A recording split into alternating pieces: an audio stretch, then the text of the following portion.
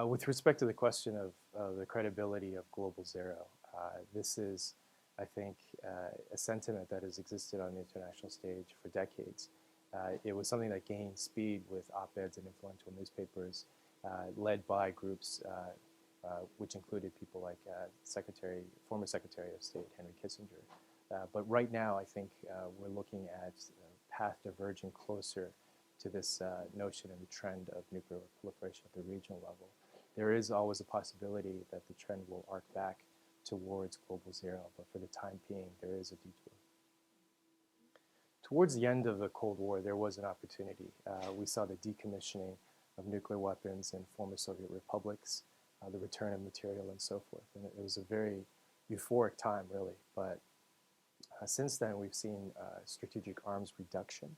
But there still is a view for the large countries in the international system that nuclear weapons are an important part of their overall defense posture.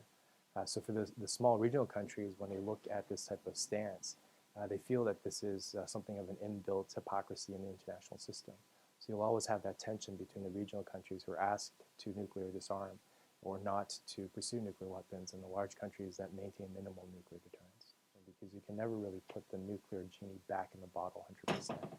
But going forward, the big concern is regional nuclear proliferation. And there, I think the view is that's the ultimate weapon. And if a country doesn't have it, they'll be at a strategic disadvantage. So if you look at the regional basis, we're seeing in key regions of the world nuclear arms races going on.